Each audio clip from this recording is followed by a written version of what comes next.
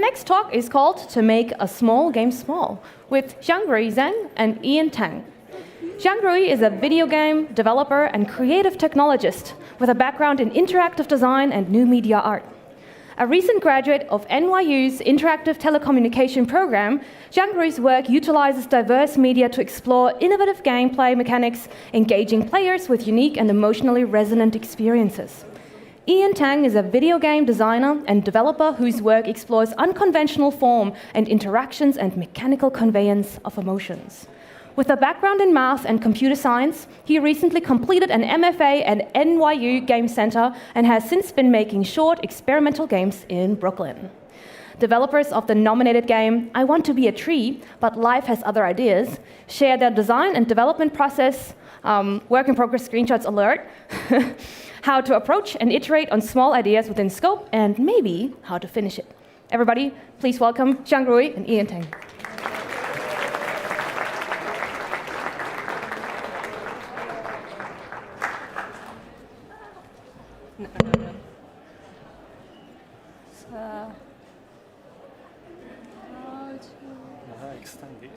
Okay.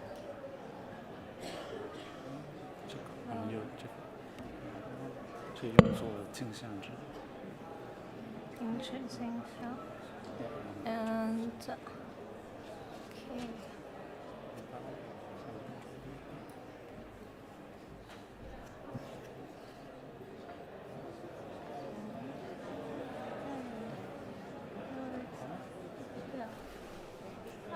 等一下，为什么它上面那个？无所谓吧。好 ，OK。This is fine, right? It is fine. 比较好。开始。Okay. Hello. Hi. This is such a big crowd for talk about small games. It feels weird. And also that talk before was so cool. This is going to be less cool, but hopefully still useful. So this is going to be a talk about making small games. In particular, it's going to be about making this game right here, which we made in 3 weeks. And you can also play it as part of the exhibition. It's on the ramp when you first came in. But yeah, my name's Ian. I'm the designer of this game, and this is Xiangrui, who is the artist. And to get started, a few words on small games. We make a lot of small games because we think they're great, they're compact, they're very easy to get an idea across. We like to think of them as digital poems. They could be tiny, but also powerful and meaningful. And hopefully by sitting here today, you're already interested in them, so that's good.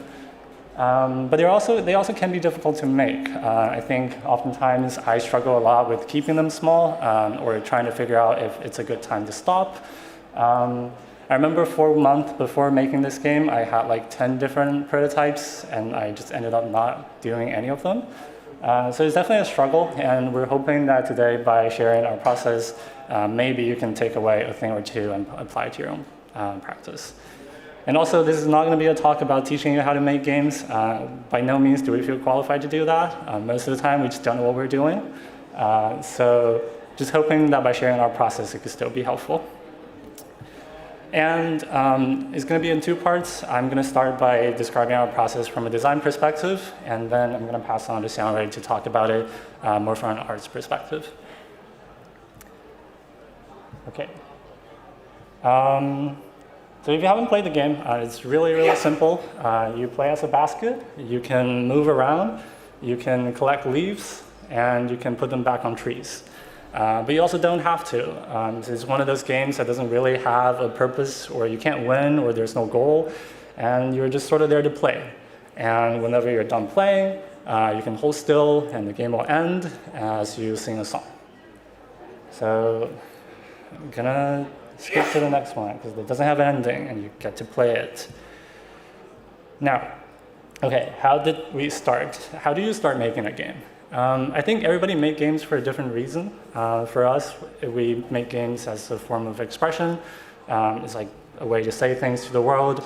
And I like to think of it as making a Twitter post almost, like you pick an image, you start rambling to the world, except I don't use Twitter, so I have to stick with making games. But because of that, I think oftentimes it's easy for me to start with the thing that I'm trying to say with the game and go from there.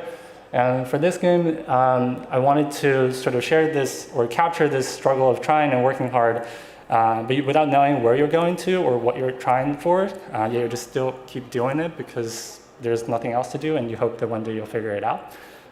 It's a pretty big thing, but it's something that I felt strongly about towards the end of last year, and we made this game in January. Also, this is one of the earlier screenshots that I promised. But before we started making the game, I think the most important thing that we did was that we picked a deadline for ourselves. We said, by the end of January, we're going to forget about this game. That was probably the smartest thing that we did for the whole game, because it really sets up the scope, and so that we know how much time we should put into each thing. And I don't know, it's really important. I don't know if that's the way that people do things. Sometimes you have limited time, and I think knowing that when you're going to forget about the game, it could be quite helpful. So now that we know how big the game is going to be and what is it about, how do you have to figure out what the actual game is. And this is the part where everybody takes a different approach. I personally like to keep a big list of ideas on my phone so that I can just go back to them.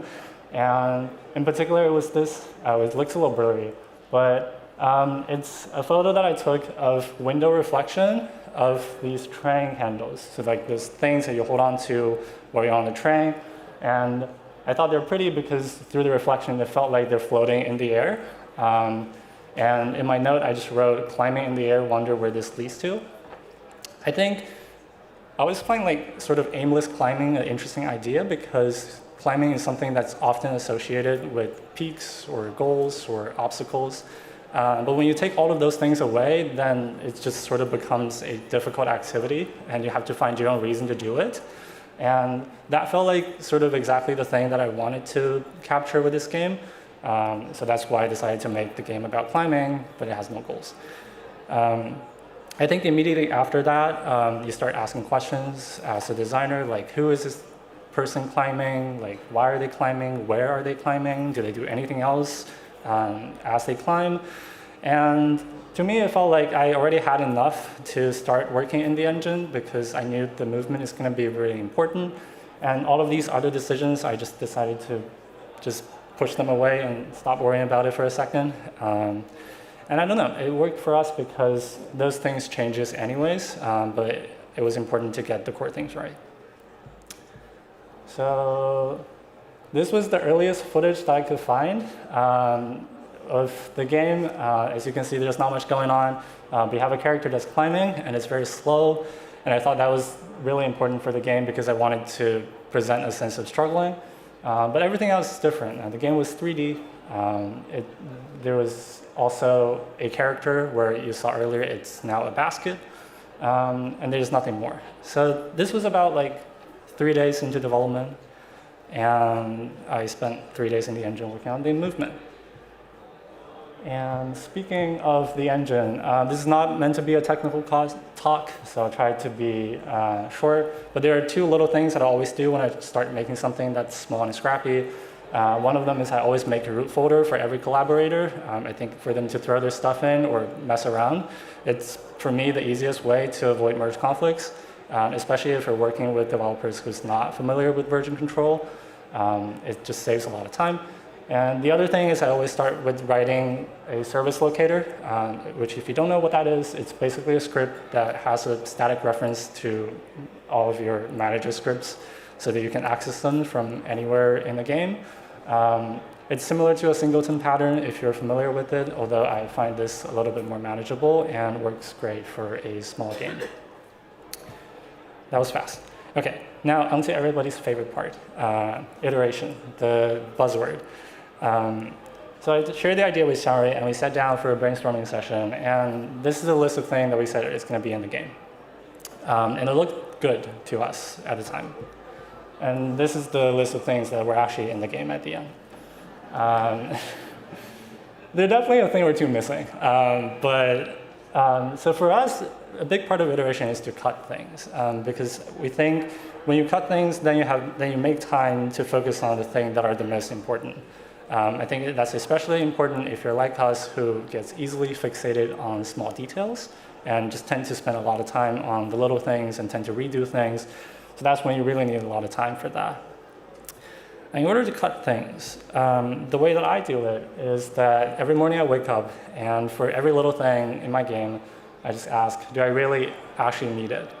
I think a good example of that is a title screen. I think it's something that most games have nowadays because it just feels like there should be one.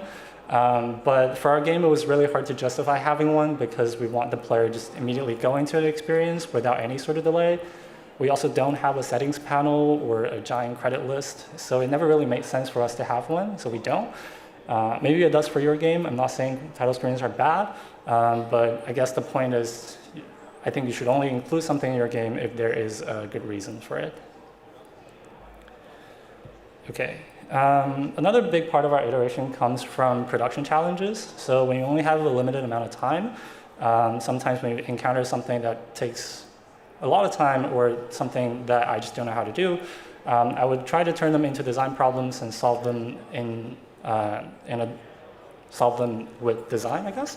And a good example is our character. As you can see from some of the earlier screenshots, it was a human character. I rigged and did the IK with the human character. But when we sat down and think about what the character looked like, we realized that we don't know. And even if we did, we still had to do the modeling, the rigging, the texturing, and it was just going to be a lot of work. So we asked ourselves, do we really need a human character? And for our game, the answer is pretty obviously no. I mean, at the time, we had a design finalized, so we know that the character will carry a basket to put the leaves. But other than that, we don't really need a human character. And I think from a design standpoint, when you have a human character in your game, this sort of immediately invites players to ask questions, right? Like, who is this person? Why are they here? What are they here for? What are they trying to achieve? Does it hurt when it falls to the floor? Stuff like that, which are questions that really isn't that important for the game. Like, we're trying to capture a universal feeling through mechanics, and that is not tied to any human characteristics. So we thought, okay, maybe we can just use a basket. Like, we can just let the basket climb. It's going to save us a ton of time, and it's a lot cuter. So this is the basket, and it still uses the same rig. It's the same IK. You just had to do a little bit of rendering of the arms, and that was about it. So that worked pretty well. And there were also other moments like this where, if you remember from the list before, I really wanted to have multiplayer. I think it would be a really wholesome moment. But it just felt like there's a clear dissonance to the core experience, so we cut it. We also had a totally different ending of the game that we changed because I just couldn't make it look good. It was so frustrating, so I said, I'm just going to make something different. But yeah, I talked a lot, and that's about it for me. And now I'm going to pass on to Xiangrui to talk about our process, but more from an art perspective.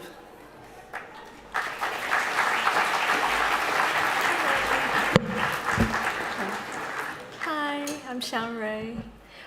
So I'd like to share my experience as an artist when we're trying to complete a small game within a very limited time frame. So as mentioned earlier, we gave ourselves approximately like 3 weeks to work on this game. And because we have that very strict time frame, I think it's really important to decide on some key aspects of art from the very beginning and stick to that. So for example, we decided on the size and the resolution of the game background. And I believe this decision greatly saved time, as it prevented me from having to redo work to change in these aspects. And other things we agreed on from the start is we wanted this game to look 2D. So we don't need to spend extra time on lighting, rendering, shaders, and etc. And that's the first tree I draw in this game, and it's not done. And so our initial idea was to allow the character climbing on a flat drawing. Our reference was something like this image. The branches divided the drawing into many different worlds, and maybe some small events would occur when climbing to a specific world area. We thought of portraying each world with a completely different art style so that the player will see different views during the aimless climbing. And this could also motivate the player to move around on the drawing. But I don't know why. I was super ambitious at first. I think I could draw in many different art styles and animate them all by myself in 3 weeks. But however, when I actually started drawing, I realized that it was simply impossible to accomplish within 3 weeks. So I remember after we divided tasks, I disappeared for several days without any updating on my progress. And Ian was also hesitant to text me because he's a nice person and didn't want to give me extra pressure, I guess. And when we met again, I showed him my sketches, which is the image on the right. I really don't like it. It's really bad. And I said, I can't do this. It's too much work. So after realizing that I only had enough time to draw and animate one world, we started to reconsider our mechanics. Initially, different landscapes motivate the players climbing. But now, with only one world, we need to design something for players to do that maintains the aimlessness of the climbing, but still we want it to be interesting. We both want to keep the aspect of trees because obviously we love trees. And so upon looking around and noticing that the trees were bare in January, we thought it could be cute if the game is about putting leaves back on trees. Another thing I want to talk about is the prioritization changes. So always ask yourself, am I doing the most important thing right now? Initially, I worked on background because it determined the overall art style and the mechanics of the game. But however, when I was like halfway through the background, I already know that I have a rough idea of what the whole picture would look like. And I also knew approximately how much longer it would take to finish the background. So at that point, I needed to start working on other things like the basket, the leaves, the UI, etc. because I don't know how much time that would take. And because our art and programming were doing simultaneously, it's also important to adjust prioritization based on the programming's need. And lastly, it's completely okay to get fixated on details. So for me, I drew several versions of the basket and trees because I'm always not satisfied with what they look like. And I always thought like I should add several lines here on this branch, or I should change the color or shape of that branch. So I ended up spending much more time than I had anticipated. And this also happened to Ian. He was never satisfied with how the basket moves, so he rewrote the code like several times. I don't know how much exactly, but but I believe the dedication to details that makes us enjoy what we make, and it is what makes your game yours and keeps you going. However, my advice is to allocate twice as much time as you think you need to allow for focusing on details and polishing. Otherwise, you might end up like us, sleeping at 4 a.m. every day for the last week. So, and I think that's about it. Thank you. And you can find our contact information if you scan the QR code. And don't forget to play our game. Yeah, thank you.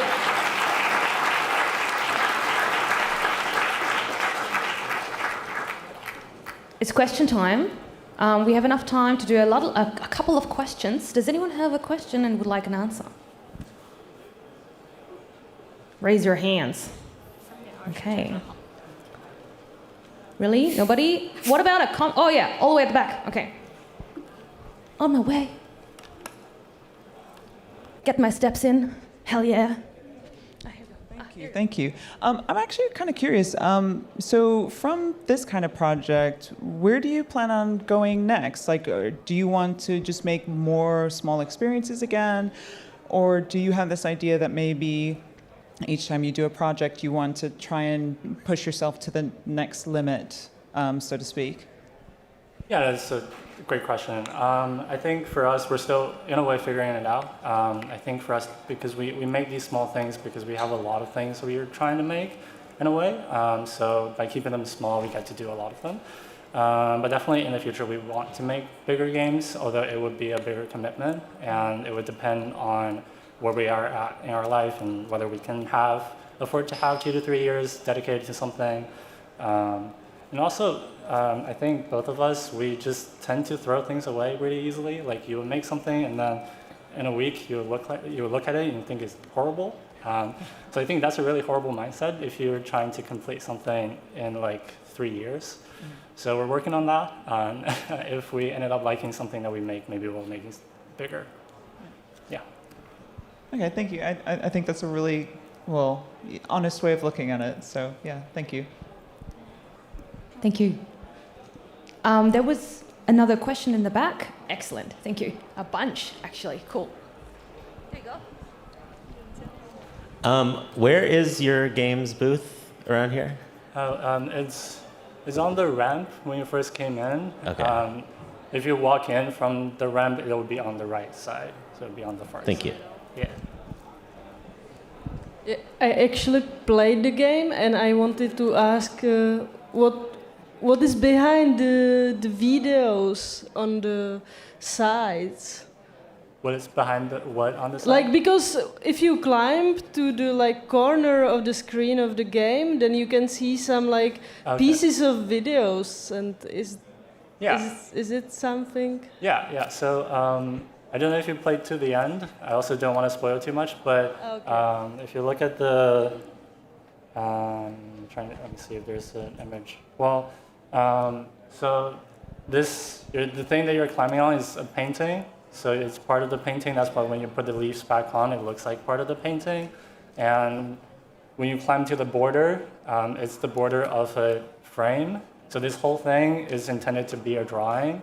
And then the thing that you see on the side, like outside the border, would just be a background of New York, which is where we are from. And if you get to the ending, it'll make a little bit more sense. And also just to remind you, the way to get to the ending is just to do nothing. Like you would just hold there for 5 seconds and the game ends. So it literally takes a minute to play if you just want to see the ending. But yeah, hopefully that answers the question. Thank you. Thanks. If you could pass the mic, excuse me. Thank you so much. Thank you very much. Yay! Do we have more questions? Maybe in the front? Oh, heaps of questions. I saw you first over there. Would you be able to pass the mic? Hi. You mentioned making 9 prototypes in a month. Was there a lightning strike moment where you said, I can't keep doing this, and just committed to this thing?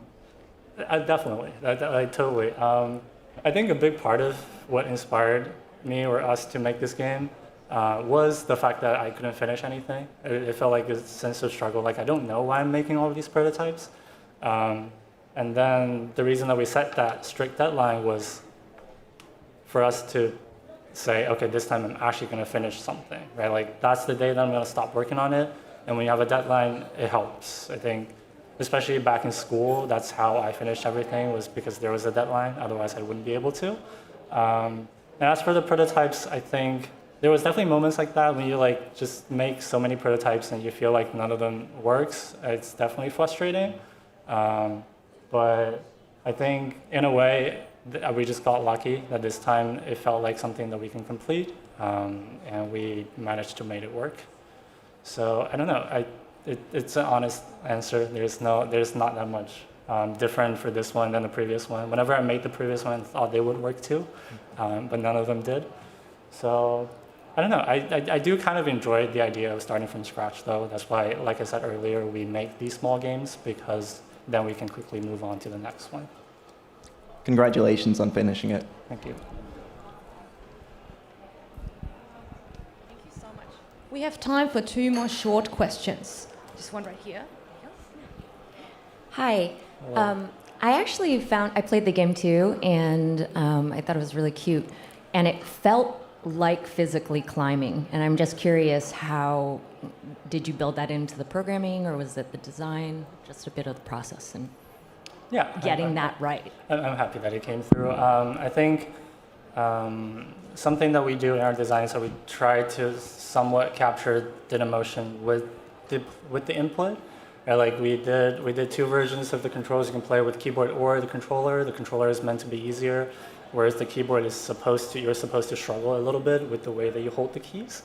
And I think that's something that's important because, like with the game, there's only that much you can do with the sense of struggling. Like you can add systems and mechanics, but I feel like the way that you interact with the interface itself, it could also there could still be a struggle in that sense. So as for the programming side, I don't even remember how many versions of the code that I wrote. They all felt a little different. I think the main part was it had to be really slow, not only the movement of the basket, but also the movement of the hands so that it felt like you're reaching. And when you release one hand, you shouldn't be swinging too hard because then it feels like, oh, it's a fun thing. I'm just going to swing around. Which wasn't the intention of the game. So I also just reduced a bunch of that. And I don't know, it was just a lot of playing and not liking it and then doing it again, I guess. Thank you. One last question. All right. Nobody? Unless, oh yeah, Heaps. There. Hi, might not be a short question actually. You've explained the process right, so you did game design and programming, and you did the art, right? But I wanted to know more the synergy of you two, right? Because you created a very cute game and you seem like very nice people. So I wanted to know how you actually work together, how did you communicate, and how did you progress basically as a team of 2 people? Yeah. Do you want to answer this one? Okay, I feel bad taking all the questions. Okay, well, I think for us, we sit together and work. I mean, obviously there are moments where if I need to write the movement, I need to sit by myself for like a day or something, and that is fine for us to not be physically like next to each other. But I think for us, we iterate on the idea a lot. It's not like we have a fixed game and then we're just going to spend 3 weeks making them. We just change our ideas almost every day and just sort of adjust based on our progress. So I think it was just important for us to like always be communicating all the time, like where are you at? Do you have any trouble? I mean, like for the first week we didn't because it was still like pretty early on. We didn't even know if we're going to commit to it. But I think especially towards the end, it was really important to always at least know what the other person is working on and how they're doing and do they need anything. Yeah, so we just sat together and sometimes it goes pretty late and it's whatever. Still need to get the game done though. Thank you. All right. Thank you so much. Big applause, everybody. Thank you so much. Xiangrui Zeng Ian Tang.